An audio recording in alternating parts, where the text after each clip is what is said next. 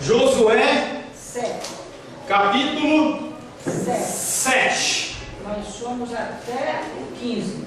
Não, senhora. Marquei aqui. Não, senhora. Eu marquei também. Até 19. Até 19, 20. Não, Nós somos até o 15. até o 15, sim. Está aqui marcado aqui. Olha. Eu já ia dizer 28. Josué, capítulo 7. 16. Não sei se ela Sebastião, você pode ler com voz de muitas águas aí, não? O 15, né? Não, do 1 até o fim. Deixa eu achar aqui. Pera aí, deixa eu mostrar achar. Acho que minha Bíblia Não tem Josué? Todas as vezes. Todas as vezes ele lê todo. Tinha que ler outro. não, às vezes o pastor manda a pessoa ler e a pessoa começa. Todos já acharam? Não, começa a ler e a gente fica procurando. Devia ler no lugar que você falou. Não, eu leio desse inteiro para dar entendimento. Prevaricar, você teve como? Olha, glória a Deus, o objetivo é esse mesmo. Tá sabendo de cor? Tá ótimo. Vai lá, Sebastião. Você começa com prevaricar. Capítulo 7 de Josué. Os israelitas. Não, prevaricaram, verso 1. Eu tenho o negrito em cima. Não, isso aí esquece. Você não vale, não. Você não vai dar. Prevaricaram os filhos de Israel nas coisas condenadas. Porque Acã, filho de Carmi, filho de Zadidi, filho de Zera, da tribo de Judá, tomou das coisas condenadas. A ira do Senhor se acendeu contra os filhos de Israel, enviando, pois, Josué de Jericó, alguns homens a Ai, que está junto a Bet-Avém, ao oriente. De Betel falou-lhes, dizendo: subi e espiai a terra. Subiram, pois, aqueles homens e espiaram aí.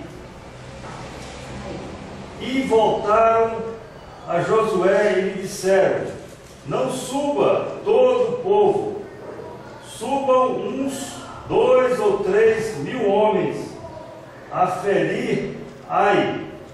Não fatigueis ali todo o povo, porque são poucos os inimigos. Assim subiram lá do povo uns 3 mil homens, os quais fugiram diante dos homens de Ai. Os homens de Ai feriram deles uns 36. E aos outros perseguiram desde a porta até as pedreiras, e os derrotaram na descida, e o coração do povo se derreteu e se tornou como água. Então Josué rasgou as suas vestes e se prostrou em terra sobre o rosto, perante a arca do Senhor até a tarde. Ele e os anciãos de Israel, e deitaram pó sobre a cabeça. Disse Josué: ah, Senhor Deus, por que fizeste este povo passar o Jordão, para nos entregares nas mãos dos amorreus, para nos fazeres perecer? Tomara-nos, contentara-nos, como ficarmos da além do Jordão. Ah, Senhor, que direi? Pois Israel virou as costas diante dos seus inimigos. Ouvindo isto, os cananeus e todos os moradores da terra nos cercarão e desarraigarão o nosso nome da terra. E então, que farás ao teu grande nome? Então disse o Senhor a Josué: levanta-te, porque estás prostrado assim sobre o rosto. Israel pecou e violaram a minha aliança, assim que eu lhes ordenara, pois tomaram as coisas condenadas, e furtaram, dissimularam, e até debaixo da sua bagagem o puseram. Pelo que os filhos de Israel não puderam resistir aos seus inimigos, viraram as costas diante deles, porquanto Israel se fizera condenado. Já não serei convosco, se não eliminardes do vosso meio a coisa roubada. Dispõe-te, santifica o povo e dize: santificai-vos para amanhã, porque assim diz o Senhor, Deus de Israel: há coisas condenadas no vosso meio, ó Israel, aos vossos inimigos. Não podereis resistir, enquanto não eliminardes do vosso meio as coisas condenadas.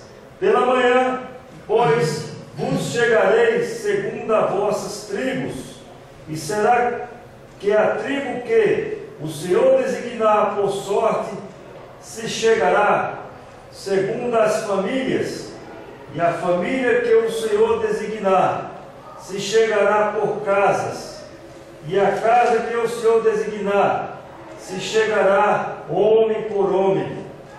Aquele que for achado com a coisa condenada será queimado, ele e tudo quanto tiver, porquanto violou a aliança do Senhor e fez loucura em Israel. Amém? Amém. Senhor, em nome de Jesus, lemos a Tua palavra, a palavra que é verdadeira. Pai, pedimos ao Senhor que nesse momento o Senhor nos dê um entendimento. Tua palavra, Pai querido, que é verdadeira, fiel, e é uma palavra, Pai querido, que vem de encontro aos nossos corações. Consagramos esse tempo ao Senhor em nome de Jesus. Amém. Amém. A historinha, mais uma vez, os israelitas, eles haviam vencido Jericó, mandaram espias para Ai, sem consultar o Senhor. Os espias disseram para mandar 2 ou 3, Josué mandou 3, cidadezinha de Ai, começou a bater neles, na porta do portão da cidade deles, e foi até um lugar chamado As Pedreiras. E aí Josué coloca pozinho na cabeça, rasga as roupas junto com os anciãos, e ele começa a reclamar. Nós falamos nas semanas anteriores a diferença entre você reclamar e você murmurar. Você pode reclamar com Deus, que é você abrir o seu quarto, entrar sozinho lá, baixar sua cabeça e falar o que está no seu coração, você e Deus. Murmurar é quando você reclama de Deus na frente de outras pessoas, e isso é pecado. Em nenhum momento a palavra de Deus diz que você não pode reclamar para Deus a sua situação. Mesmo que você esteja errado, você tem esse direito. O salmista, ele faz isso nos salmos. Se você vê Davi, o tempo inteiro ele reclama. Nem por isso ele é encontrado como murmurador. Ele é uma pessoa que tem intimidade com Deus. Então você tem a liberdade de entrar no seu quarto e reclamar com Deus do que você tem vivido, entendendo que Ele é soberano sobre a sua vida, independente do que você acha, que você deixa de achar. O seu choro, sua lágrima não vai mudar o coração de Deus. Está destinado para você, vai acontecer. Eu falava agora no intervalo com o Sebastião, com a Glenda e com a Rosângela a respeito das nossas crianças, porque eles têm meio que reclamado sobre o estudo de escatologia, que eles não entendem e que eles queriam fazer a escolinha deles lá embaixo.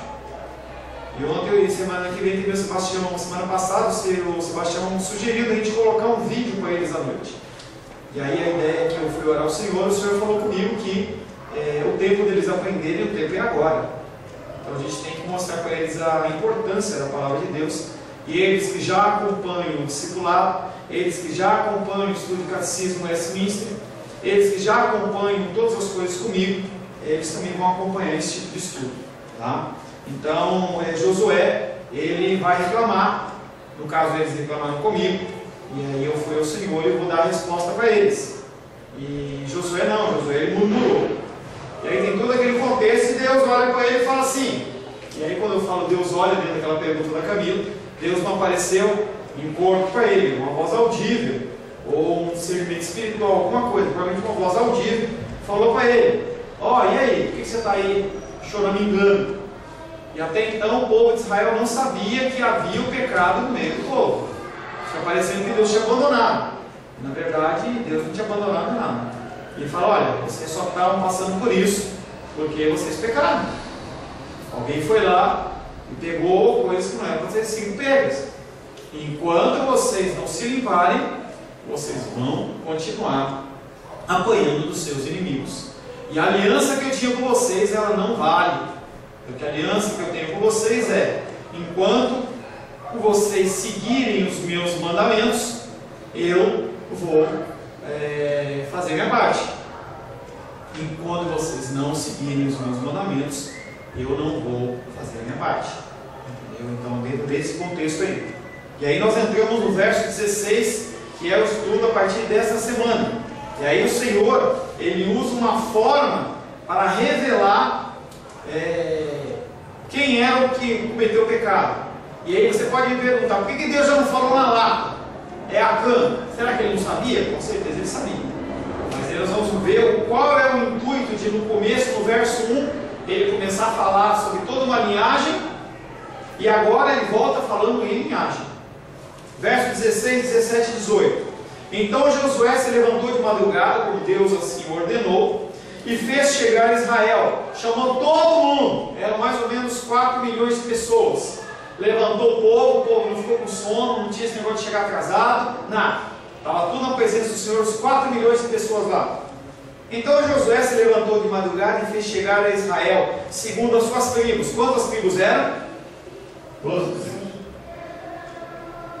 Quantas, Rosário? 12 tribos. Sabe as tribos de Corno? Algumas, né? Tá? Judá, Issacar, eu não lembro também de cabeça todas não. Judá, Issacar, Dan, Naftali, Levi, Simeão, e vai embora. Dan, Azé. Então ele pegou e chamou e falou assim: olha, vamos tirar a sorte. Então a ideia é mais ou menos essa: pegou-se um saquinho, colocou-se o nome das tribos lá. Não é o Minturim, não. O Minturim é o Sinão, tá? É outra coisa. E é Urim e Tumim. Urim e Tumim. E aí ele fez lançar sortes. Então o que ele fez? Ou fez isso, ou então colocou o nomezinho de alguma maneira. Eles falaram assim: vamos ver. Colocou as 12 tribos, qual que é? E fez chegar a tribo segundo as suas tribos, e caiu a sorte sobre a tribo de Judá, tá? E aí verso 17: fazendo chegar a tribo de Judá, caiu sobre a família dos Zeraitas. Fazendo chegar a família dos Zeraitas, homem por homem, caiu sobre Zabdi. E fazendo chegar a sua casa, homem por homem, caiu sobre Acã, filho de Carmi, filho de Zabdi, filho de Zera, da tribo de Judá. E aí eu estava fazendo uma brincadeira outro dia com as crianças. As pessoas não eram identificadas pelo seu sobrenome, elas eram identificadas pela sua linhagem. E aí eu brincava, acho que com a Beatriz, ou foi com a... não lembro, mas eu falava assim: Beatriz, você não era Beatriz Leal, você seria Beatriz, filha de Sebastião, filho, qual é o nome do seu pai, Sebastião? Manuel. Filho do Manuel, filho do seu avô, lembra aí? Do filho de tal. Então eles buscavam as gerações. Então se fosse Camila, seria Camila, filho de Fernando, seu avô, de Ciclano, filho de Beltrano. No meu caso, Paulo, filho de Joaquim, filho de José Matias, filho de Ciclano, de outro lado que eu não lembro o nome. Então a representação das pessoas, ela era não através de um sobrenome, sim através da linhagem. Porque pastor, a Camila, ela me perguntou sobre isso. Não, se ela perguntou, não, você não é porta-voz dela, fala, Camila. Sobre a sorte ela não entendeu, mas ali, de alguma maneira... Eu não consigo entender o que você fala. Não, fala, porque se caiu sobre a tribo de tal, a tribo de tal, já é aqui, né? Aí até chegar a Eles iam fazendo sortes. Então, Eles iam lançando sortes. eu acho assim, só deu um exemplo assim, pode ter sido uns papelzinhos que escreveu. Pode ser, entendeu? Também tinha um negocinho que chamava Urim e Tumim, que era sim e não. Então eles lançavam ali, eu nunca vi fisicamente, mas eram duas pedras que diziam, é assim ou é assado. Então eles colocavam, pode ser também, é da tribo de Azer? Não. É da tribo tal? Não. É da tribo tal? Não. Até que chegava Judá? Sim. E aí é uma coisa sobrenatural, porque em estatística, se você ficar jogando pedrinha, entendeu? A possibilidade é de cair 50%. Entendeu? Se é, quem é o culpado? É Sebastião ou o irmão Cláudio? Eu coloco lá no saquinho, tem uma possibilidade estatística de 50%. Nesse caso tem um fator sobrenatural, tá? Que é de Deus. Por que Deus não fez? Porque Ele quis fazer assim. Aí é coisa do Senhor. Tá? Cair, por exemplo, digamos que se fosse um papelzinho, tirava. Entendeu? Que seja, entendeu? Mas de um jeito de sorte foi, identificou primeiro a tribo, depois determinou o bisavô, o avô, o pai e ele. Identificou toda a linhagem do Acã. Chegou-se que Acã ele era o culpado. Segue-se agora a descrição do complexo processo. Isso não foi rápido. Gente, nós estamos falando em muita gente. Em relação às tribos, tudo bem, são 12 tribos, mas quando fala nas famílias é mais gente, quando fala nos filhos é muito mais gente. Isso aí não é uma coisa que é novidade, depois acabou sendo feito também. 1 Samuel capítulo 10, abre aí. 1 Samuel capítulo 10, verso 20 e 21. Alguém leia, por gentileza? 1 Samuel capítulo 10, verso 20 e 21. Tendo Samuel feito chegar todas as tribos, foi indicada por sorte a de Benjamim. Tendo feito chegar a tribo de Benjamim pelas suas famílias, foi indicada a família de Matri. E dela foi indicado Saúl, filho de Quis. Mas quando procuraram o povo de Israel queria um rei. E aí Deus, primeiro alerta que ia ser uma série de problemas, não, nós queremos rei. E aí ele faz todo, Samuel, que era o profeta do Senhor, ele faz esse procedimento de sortes, para mostrar que o filho que era por decisão de Deus, não era escolha de Samuel, e sim escolha de Deus, e caiu sobre Saul. O próprio modo de escrever, típico da narrativa hebraica, serve para destacar o fim cometido. A ordem seguida é a mesma do verso 1, só que ao contrário. No verso 1 fala do Acã, vai falando de toda a sua descendência. Quando tem a exposição aqui a partir da escolha, faz-se ao contrário até que chegasse no nome de Acã. Depois de um dos clãs ter sido marcado, vai sendo um a um até que se chega em Acã. Por que se fala em família? Pergunta para você, por que em vez de falar do cara, só do Acã que pecou, ele fala da família dele e dos descendentes? Então, foi claro que ele Da origem. Mas falando de anteriores, ele está falando de depois. Origem. Por que falou? Pedro não falou dos filhos, e falou do pai, que já tinha morrido, do avô que já tinha morrido, do bisavô que tinha morrido, o Judá, que foi o patriarca lá da família lá, já tinha morrido. Por que fala? Que eu me esqueci, fala aí. A origem. Origem, quando ele entenda que cultura hebraica não é cultura ocidental, cultura hebraica é cultura oriental. Você já viu o filme de japonês? De oriental, japonês, chinês? Quando a pessoa faz uma coisa errada, eles falam que a família inteira foi toda desonrada. Já viu isso? Já viu o filme? Então, quando um oriental, um japonês, chinês, coreano, quando ele comete algo que é desonroso, não é desonroso para ele, é desonroso para a família inteira. E a família inteira fica como que marcada por ato daquela pessoa que fez. Isso é cultura. E alguns se suicidam, né? Alguns se suicidam. Alguns, a gente vê filme, às vezes a pessoa ela corta o dedo em prol do arrependimento, porque simplesmente a pessoa fala assim: eu me arrependi, não vale nada. Como ele está manchando a família, então ele está uma demonstração. Uma vez eu vi um filme que o cara, ele foi descoberto que ele era traficante, e a família era uma família muito honrada. Então ele foi pedir perdão, e ele pega e corta o dedo, o dedinho dele, corta fisicamente o dedinho e entrega: olha, está aqui meu dedinho para mostrar para você que não foi só da boca para fora que eu estou arrependido. eu estou arrependido realmente. Hoje é tão fácil, né? As pessoas falam assim, me perdoa, me perdoa, me perdoa. E hoje, em especial o cristão, ele acha que só ele falar me perdoa, me perdoa, me perdoa, está tudo certo. E aí tem uma ilustração bem interessante que diz o seguinte: imagina você pegar um travesseiro de pena de ganso, sabe? Pena de ganso. Aí você vai lá na Torre de Brasília, você vai lá em cima e você rasga aquele travesseiro e as penas são todas espalhadas. Você consegue visualizar isso? As penas voando, as pessoas tirando foto, mas você esquece as fotos. Mas as penas voando, e aí você se arrepende. E aí você decide catar todas as penas. Nunca você vai conseguir pegar todas as penas. O que eu estou dizendo com isso? Você, quando você comete um pecado ou um dano para uma pessoa, em especial um dano emocional, você nunca vai conseguir restaurar com o seu perdão.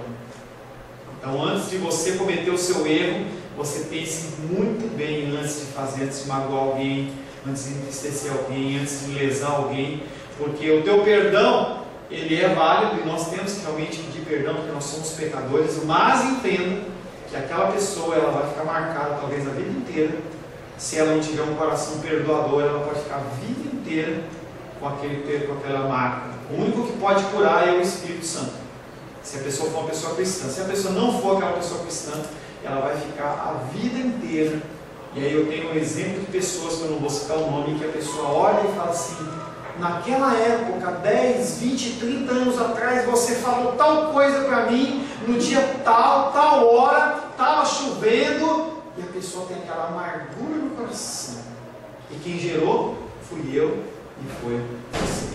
Tá? Quando você trata de pessoas cristãs, às vezes, tudo bem com a senhora? Às vezes, quando você pede perdão, as pessoas, elas, pelo Espírito Santo, elas te perdoam e aquilo é tratado no coração. Mas quanta raiz de amargura é gerada por uma ação sem pensar minha e sua. Então, na cultura oriental, isso é muito pesado. E Acã ele é levado neste contexto. Verso 19. Josué, depois de descoberto quem era, e Josué até então ele está falando, está quietinho. Josué está quietinho. Você não vê Josué falando em nenhum momento: não precisa lançar sortes, não. Fui eu que fiz isso. Eu fiz errado. Não, ele ficou quietinho. Ou seja, ele estava esperando que caísse a sorte errada. E ele não ia falar nada. Ia culpar o outro. Acã ficou quieto. Você acha que ele não estava sabendo que era culpa dele? Ele estava lá. E o povo lançando sorte. Ele está falando assim: tomara que escolha a tribo de Azer, não escolhe Judá não, que é a minha. E aí foi espreitando o funil até que chegou um ponto que não teve jeito. E ele continuou não falando nada. Verso 19. Então disse Josué a Acã, chamou ele no meio dos 4 milhões de pessoas lá na frente: filho meu, dá glória ao Senhor, Deus de Israel. E a ele rende louvores. E declara-me agora o que fizeste, não me ocultes. Josué exorta Acã para que dê glórias ao Senhor, o Deus de Israel, e faça confissão a ele. O tom de Josué é o mesmo tom de um pai chamando a atenção do seu filho. Ele intima Acã a confessar a verdade diante de Deus, ato que redundará em uma glória ao Senhor. Porque até então o povo de Israel estava o quê? Vendo Josué murmurar, vendo os líderes murmurar, estavam pondo a culpa em quem? Em Deus. E a culpa era de quem? De Acã e todo o povo de Israel. Então, no confessar de Acã, as pessoas iam entender que a culpa não era de Deus, e o nome de Deus ia ser glorificado. A palavra traduzida por confissão também pode ser traduzida por louvor. Algumas vezes na história de Israel, um cântico de ação de graças acompanhado da admissão de pecado desdobra-se numa confissão. Toda a narrativa até o final é completamente centrada no Senhor. O importante aí não é nada a não ser a glória de Deus. O que aconteceu que maculou o nome de Deus. O pecado é cometido não é contra o povo. Quando você comete um pecado, primeiramente você comete um pecado no sentido vertical. Olha aqui, ó, vertical, é a cruz. Primeiro O primeiro sentido do teu pecado não é o homem, é Deus. Primeira coisa, quando você mente, você age de maneira errada, você adultera, você pratica sexo ilícito, sei lá, tudo que você pensar de pecado, você primeiro comete com Deus, depois você comete com o homem. Por isso que a palavra de Deus diz: ame a Deus sobre todas as coisas, e depois o próximo como a ti mesmo. Então a primeira coisa que você tem que pedir perdão é para Deus. E ele fala: confessa, Acã, o que você fez. Vai lá e confessa o que você fez. O pecado é cometido contra Deus, é uma violação na sua aliança. E esconder o pecado é uma arrogância, porque você está falando: Deus não está vendo. Quando você comete pecado, e eu cometo pecado, você também comete pecado, nós temos que entender que Deus está vendo. Os olhos do Senhor estão postos sobre toda a terra. A única coisa que nós podemos fazer é ir a Deus e falar: Deus, me perdoe. Deus, me perdoe. E se possível, como Zaqueu fez, você tentar restituir, se for financeiramente, restituir de alguma maneira, tentar mostrar, não precisa cortar o seu dedinho não, isso é uma coisa da cultura oriental, no sentido dos japoneses e orientais, mas não é, você não precisa cortar nada não, mas você precisa tentar restaurar dentro da possibilidade, chegar para a pessoa, pedir perdão 1, 2 vezes, se você lesou ele financeiramente, vai repor financeiramente, algumas coisas você não vai poder, dentro daquela ilustração do travesseiro, tem coisas que você não vai poder fazer. Tem situações que a gente vê na televisão, que às vezes uma pessoa mata um filho. Como que você vai restaurar? Não tem como restaurar. Não tem como restaurar. Verso 20. Respondeu Acã a Josué. Acã voltou a falar. Acã respondeu a Josué e disse: verdadeiramente pequei contra o Senhor. Você viu que ele não fala: não pequei contra você, Josué. Eu peguei contra o Senhor, Deus de Israel, e fiz assim e assim. Aí a Bíblia dá uma economizada para dizer que ele foi lá e roubou e pegou as coisas.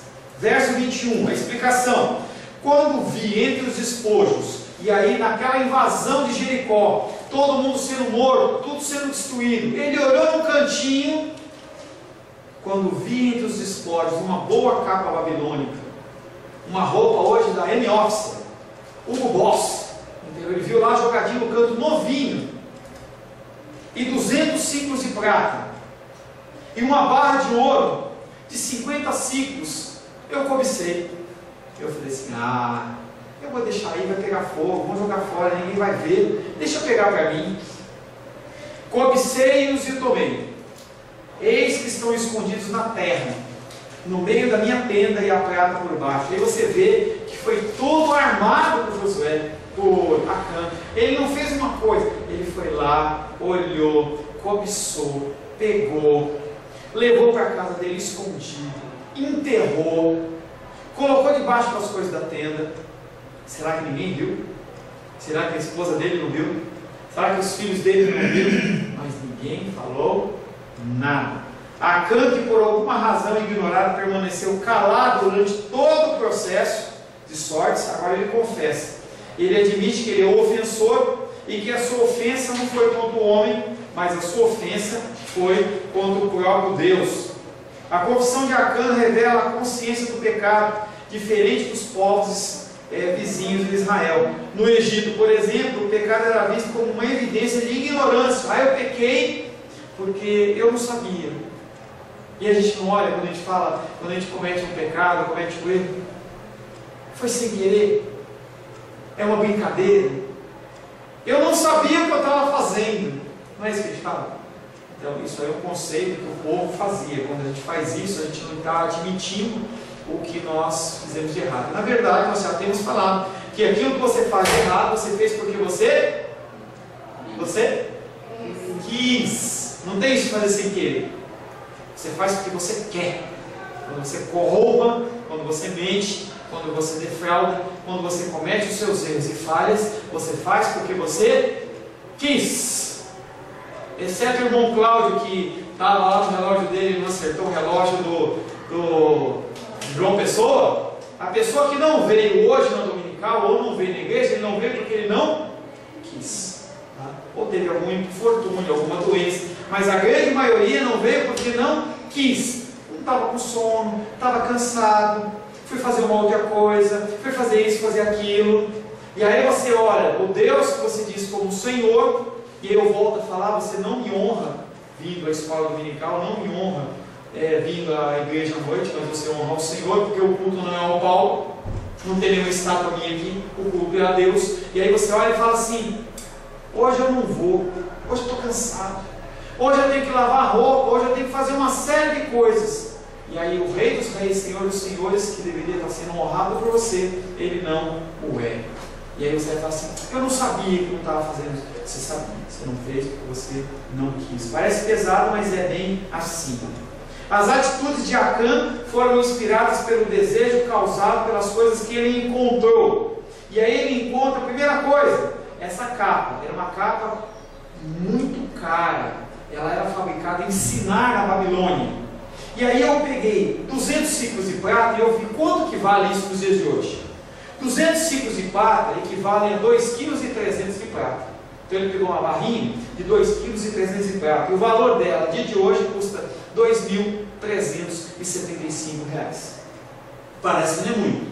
Mas aí ele pegou a barrinha de ouro. A barrinha de ouro era de 500 gramas. 575 gramas. Equivale a dinheiro de hoje R$53.800. Então aquele homem, ele roubou 56 mil reais em ouro e prata. Essas coisas despertaram a cobiça de Acã, que é a raiz de todo o pecado. Ele olha para aquilo e fala assim, eu não sei o que esse Deus vai fazer, qualquer coisa que acontecer eu tenho um fundo de garantia, qualquer coisa eu saio daqui, vou lá para uma outra terra e com esse ouro eu vou comprar uma terrinha para mim, poder plantar as coisinhas minhas, comprar uma vaquinha e tocar minha vida. Eu não sei se esse Deus vai me matar ou não, então eu vou guardar. É isso que Acã fez. E exemplo nós temos em Êxodo 20:17. Abre aí. A repreensão sobre essa raiz de pecado. Êxodo capítulo 20, verso 17. Êxodo 20:17. Assim diz a palavra de Deus: não cobiçarás a casa do teu próximo, não cobiçarás a mulher do teu próximo, nem o seu servo, nem a sua serva, nem o seu boi, nem o seu jumento, nem coisa alguma que pertença ao próximo. Mas pastor, tanto a prata, como o ouro, como a capa, estava num cantinho e não era de ninguém. Quem disse para você que não era de ninguém? Primeira coisa, ouro e prata o Senhor tinha reivindicado como coisas que Ele queria para Ele, para a construção das coisas do Senhor. Ia ser purificado através do fogo. A capa babilônica ia ser queimada e ela era como alguma coisa que era cultuar a outros deuses, então ela não poderia continuar. Então ele não cobiçou do povo lá de Jericó, ele não cobiçou de uma outra pessoa, ele cobiçou do próprio Deus, porque Deus já havia falado: olha, o ouro, a prata, o cobre e o ferro são meus, nós vamos purificar pelo fogo, e isso entra no meu tesouro. Isso aí depois vai ser utilizado lá na frente, talvez por Davi, para a construção do templo do Senhor. Então ele cobiçou do Senhor. Verso 22 e 23. Então Josué enviou mensageiros que foram correndo à tenda, e eis que tudo estava nela escondido, e a prata embaixo. Tomaram, pois, aquelas coisas do meio da tenda e as trouxeram a Josué e a todos os filhos de Israel, e as colocaram, o que está escrito aí? Perante o Senhor. Porque quem tinha sido afrontado não tinha sido Josué nem Israel, mas quem tinha sido afrontado era o próprio Deus. A partir desse ponto, a história move-se rapidamente para a sua conclusão dramática. Mensageiros foram enviados e encontraram os objetos roubados exatamente como Acã havia confessado. Levados para Josué, os israelitas reunidos, os itens são expostos para que todos os vejam, inclusive o próprio Deus. Entretanto, o principal propósito de toda a transação era devolver aqueles objetos ao Senhor, que é quem estavam consagrados em razão de uma maldição. Tudo que você faz por sua vontade. Você não é enganado. É engano seu achar que você é enganado. E aí a gente olha as igrejas repletas de pessoas ouvindo coisas que a gente vê e fala assim, como que a pessoa está acreditando? E aí eu conversava no intervalo com a Maria dos Reis sobre a Canção Nova. E ela fala que ela estava assistindo lá. E eu digo para você que tem muito padre que está muito melhor do que pastores. Às vezes é mais confiável. E eu estava lendo esse fim de semana, eu estou lendo um livro, é uma trilogia. Minha tia já leu um, eu li 2 deles que falam sobre a história de Jesus Cristo de Nazaré. E quem escreve é o Bento XVI. Que literatura legal de você ler. Uma literatura bíblica, você vê que ele cita as coisas, entendeu? Com conhecimento. E aí tem coisas que estão lá dentro que a gente não acredita e simplesmente eu descarto aquilo. Se você tem discernimento, leia, vale a pena. E eu olhava aquilo ali, algumas coisas que a gente não concorda, a gente elimina, mas uma pessoa que sabe o que está falando. Nós somos, tudo pode, mas nós temos que tudo fazer com discernimento não dos nossos olhos, mas do Espírito Santo. Quando você faz uma coisa errada, você sabe que você fez errado. Amém? Vamos orar. Senhor, em nome de Jesus, agradecemos pela Tua palavra da manhã, nesse texto de Josué. Pedimos ao Senhor que o Senhor nos convença do pecado, da justiça e do juízo, e que nós possamos, Pai, em nome de Jesus, entender que tudo que nós fazemos tem consequência, Pai. Que nós possamos fazer para glorificar